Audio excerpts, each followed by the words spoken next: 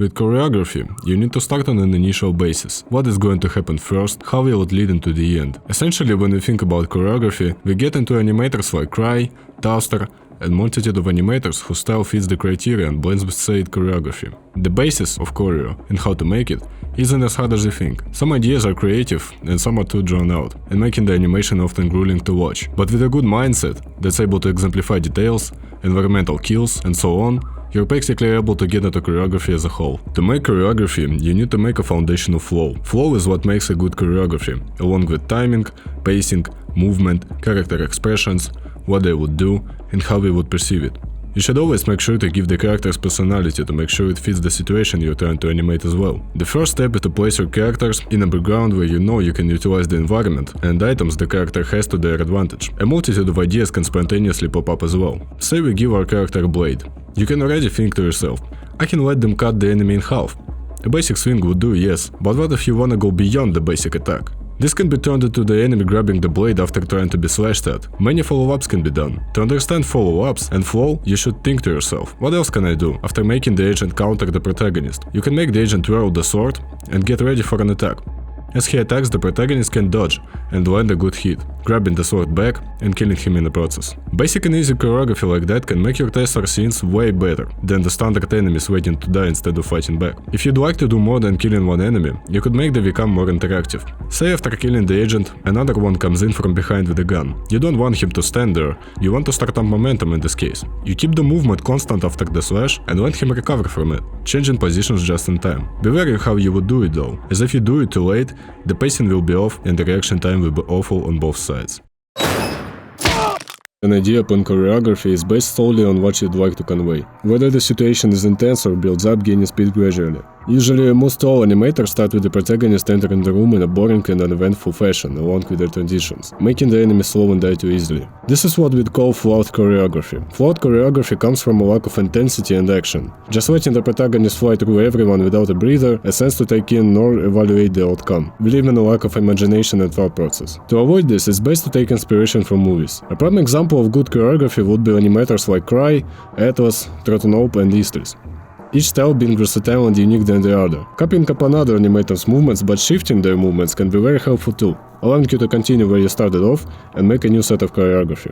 To make a choreography that fits your style, you need to integrate the pacing and mood you want, and in general set up an ideal to what kind of choreography you're going for. You don't want to make your animation be generic or stay in common menace grounds like most all of the examples shown. To create the foundation and start up, you want to make everything as active and lively as possible. Instead of letting them walk, you can make your characters get ready for the action, instead of catching on after first kill. This can make the reaction time 10 times better, and the animation better, than what you'd likely see with the enemies taking in the situation. Say you kill the agent on the right. You'd want the protagonist to kill the one on his left, right? You should let the agent react and hit back instead of having the protagonist just kill on the spot. As tiers on agents are very important and should create characteristics. Each agent should be given opportunity. They should be given weapons and need to fight either, and an objective.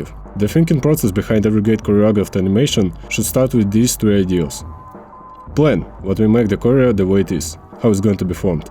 Motion, how to keep the flow going into the animation without any point of stopping. And lastly, verdict, the ending piece on how to move on to the next scene and keep it from there. These three ideals aren't used as much, but with the correct execution, it can be done exquisitely.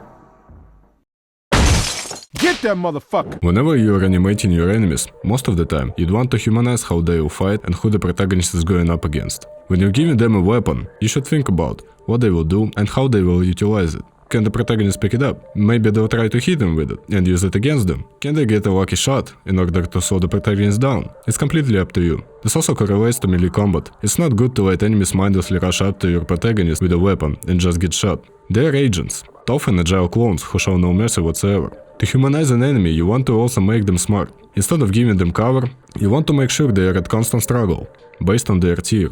This can make the animation more interesting to look at, since it's not the average Joan Ford syndrome fest, but something that feels genuine rather than generic. Making enemies fight back and intelligent is also your own choice, but it's best to keep them smart, so it's more entertaining. A vast amount of animators, somehow even to this day, doesn't show any sign of real enemies fighting back, and lacks personality. It's getting tiring to see the same idea for them over and over again. To avoid this, I recommend trying out different approaches for how you would like to work your enemies, and what they can do, to give your protagonists the edge they need, and to keep your animation fleshed out.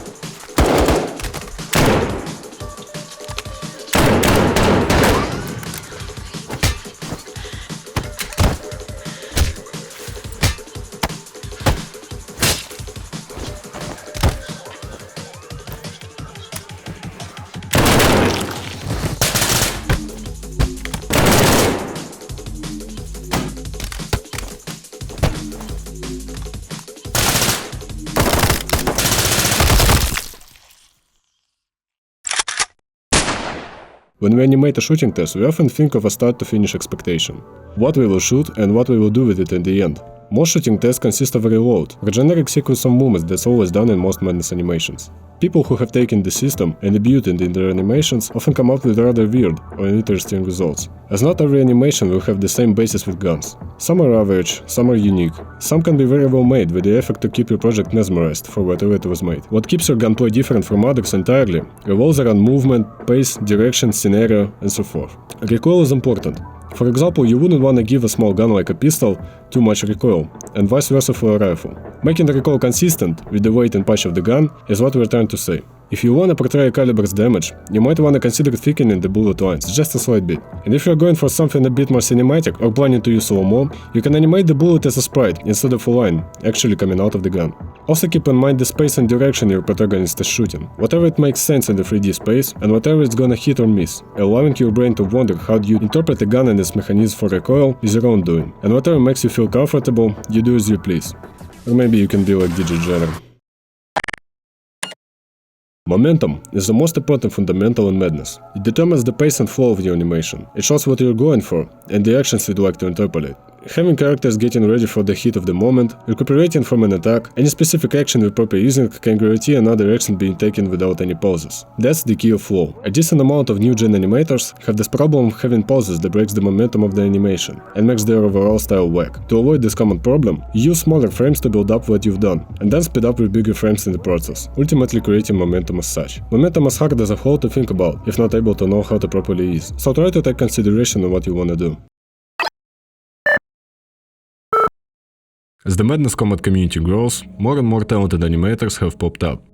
This means there is more competition when trying to earn those big bucks on Madness Day. So how can you step up your animation quality? It can be done with small changes, but these small changes can provide a big impact on your scenes. Cinematography isn't just for those smug indie filmmaking students that wanna make some money at a random film festival in Europe. It can also be used by the 12-year-old curled up on his gaming chair, randomly pressing buttons on his ridiculous PC setup made from blood, sweat and his mother's credit card. Flash animators have been using the VCAM for years, and it can be stretched past its limits to create cinematic scenes and bring emotion to what can be an extremely boring gunfight between a bunch of grey beans. The built-in twin option isn't just for you to pan across a long dark hallway. You can also freehand motions to give the scene more raw movements, and even create a handheld camera feel if you want to make a Madness analog horror.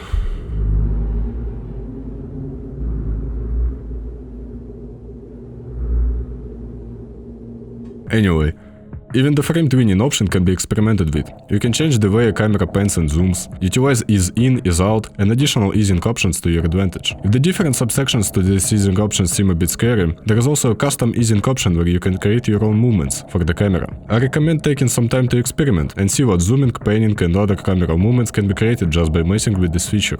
Breaking your VCAM is also an option. Breaking as in creating VCAMs with different types of overlays to help complete a scene's atmosphere or the overall animation. For example, the well-known animator Eklimer has made a few animations from a first-person perspective, usually a character or his OC using a sniper rifle. He uses his VCAM to help push the perspective to a 2.5D style. With the help of hand-drawn effects like gun muzzles and bullet trails, he is able to give you a POV of the Madness Combat universe. Color grading is another real-world technique that also applies to animation, but on a bigger scale. From the color swapping and soft palette of JoJo's Bizarre Adventure to the vibrant comic style of Into the Spider-Verse. It may seem a bit scary at first, but it's a simple process. There are two ways of going about it. Create a large rectangle over your scene, set it to a symbol, and use the various filters and overlays options to give the scene some spice. Using warm and cold colors helps set the mood, or add more to a situation. Wanna make a gritty fight scene in the rain? Change the overlay color to a less saturated dark blue. Wanna go for a prison escape scene? Change the overlay to red to match the alarms going off. The other option for those that want to take it a step further, use Adobe After Effects or Premiere Pro. This is recommended for those that know their way around editing and visual effects, but it doesn't hurt to try new things out. After Effects provides a lot of options to add elements to a scene and edit them to a grander scale that Animate/Flash can do. Play around with filters and download plugins to experiment and take your work further. To make an environment a place where you can utilize every item that you think of, it's best to think about what you wanna do. A glass bottle in the background can be used to throw. Shards of broken glass is a knife, wires on blinds and stair rails, anything can be weaponized if you think good enough, and if you know you can. Let's say your character is in a room with a brick and a gun. There are open opportunities you can get to. If the agent dodges your last bullet, the protagonist can use the brick as a substitute, which on its own is a prime example of environmental interaction. The utilization of grenades, whether they are explosive, flashbangs, smoke, or incendiary, the effective use of armor, or any other assortment of tools and gadgets that the protagonist or their enemy can use at their disposal, is out to spice up your fight scenes. A very simple example would be the protagonist running for cover and the enemies pursuing them throwing a grenade in his hiding spot in order to force him out. You at that point will have to make the protagonist choose between trying to find another point for cover or just directly go for enemies that have forced him out. The armor example is also an important one to keep in mind, as not all armor is made equal. Keep in mind how strong or weak and what kind of shots the armor that your character is wearing can withstand. Remember to draw it getting damaged, whether it's completely breaking or simply making a dent for extra immersion. Weapon attachments can also be considered utility gear, like for example a sniper rifle scope. Even a scope with less magnification can be used in a first-person scene. Night vision goggles can be used if a protagonist or their enemy are in a dark place and need extra visibility. A less extreme version would be a flashlight. But whatever you choose to use, or even if you make your own custom utility gear, remember to be creative and have fun. A good madness movie that utilizes proper use of said gear is Rebooting the Madness, as the glasses from it could be considered a form of utility gear. From limited information to detailed excerpts, choreography is one of many important factors towards any madness animation success. Another cornerstone towards good animation is mental state of the creator. While it's not the main thing, skill and creativity matter, look at it as a multiplier for your abilities. Fun multiplies those abilities, so while you can't turn a 0 into 100 by fun alone, if you're skilled and thoughtful, you can. Just have passion for animation you make. Draw from your inspiration, watch cool combat movies or series, watch other animations, and good choreography will come to you by itself. Don't force yourself and have a healthy attitude.